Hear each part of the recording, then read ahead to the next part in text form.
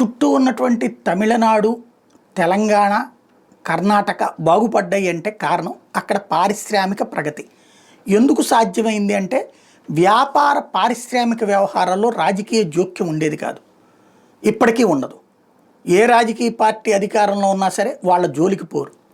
అదే సందర్భంలో అధికార యంత్రాంగాలు వేగంగా స్పందిస్తారు వాళ్ళు ఏదైనా కంప్లైంట్ చేస్తే. కియా పరిశ్రమ తాజాగా ఓ సంచలనాత్మకమైనటువంటి అంశం. 900 వరకు వాళ్ళ ఇంజన్లు పోయినాయి. మరి ఆ ఇంజన్లు తీసుకెళ్ళి దొంగలు ఏం చేస్తారో తెలియదు, బట్ ఇంజన్లు పోయినాయి. ఇది లాస్ట్ మంత్ అనగా కంప్లైంట్ చేశారు, పట్టించుకోలేదు. ఇప్పుడు తాజాగా అదేంటంటే మీరు రిటర్న్గా ఇవ్వలేదు అన్నట్టు. ముందు బడా కంపెనీలు ఫస్ట్ చెప్పగానే ఫాలోఅప్ చేస్తే తప్పేమన్నా ఉందా? తర్వాత అది పట్టుకునేటప్పుడు కంప్లైంట్ కావాలంటే రాయించండి, లేదా ప్రభుత్వం నోటీస్కి తీసుకెళ్ళండి ఎట్లుందండి పరిస్థితి అని చెప్పి లోపు ఇన్వెస్టిగేషన్ స్టార్ట్ చేసేయండి.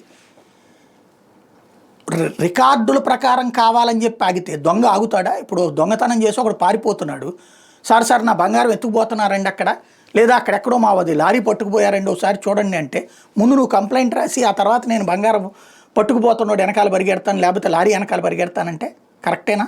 పద్ధతేనా? అది ఆలోచించాల్సిన సందర్భం ఇది. ఇప్పటికే పారిశ్రామికవేత్తలకు సంబంధించి ఓ పక్కన వ్యాపార పారిశ్రామికవేత్తలు అల్లాడుతున్నటువంటి పరిస్థితి రాష్ట్రంలో. అదేదో ఆ మధ్యన ఒక కంపెనీలో అయితే ఉద్యోగులందరినీ తీసి మేము చెప్పిన వాళ్ళని పెట్టమని ఒక ఎమ్మెల్యే దబాయింపు, రచ్చ గొడవ ఉత్తరాంధ్ర దగ్గర ఎక్కడో.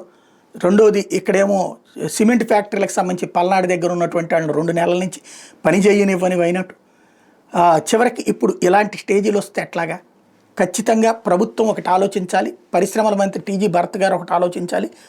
పరిశ్రమలకి ప్రభుత్వానికి మధ్యన అనుసంధానంగా ఒక వ్యవస్థను ఏర్పాటు చేసుకోవడం better. Immediate response team like 108, 100 టైప్లో. లేకపోతే కనుక పారిశ్రామికవేత్తలు భయపడడం ప్రారంభమైతే, ఇప్పటికే బడా కంపెనీలకు సంబంధించి అట్లాంటి సమస్యలు వచ్చినాయి. రాబోయే రోజుల్లో దీనికి ఒక పరిష్కారం కావాలి. అట్ ద సేమ్ టైం వ్యాపారులు కూడా, ఫర్ ఎగ్జాంపుల్ లైక్ ఇప్పుడు క్వాడ్జ్ గనులకు సంబంధించి ఈ రోజు వరకు దిక్కులేదు నెల్లూరు జిల్లాలో. దానికి ఏంటి పరిష్కారాలు ఆలోచిస్తారా? లేకపోతే ఇట్లాగైనా దాదాపు ఏడాది అయిపోతుంది.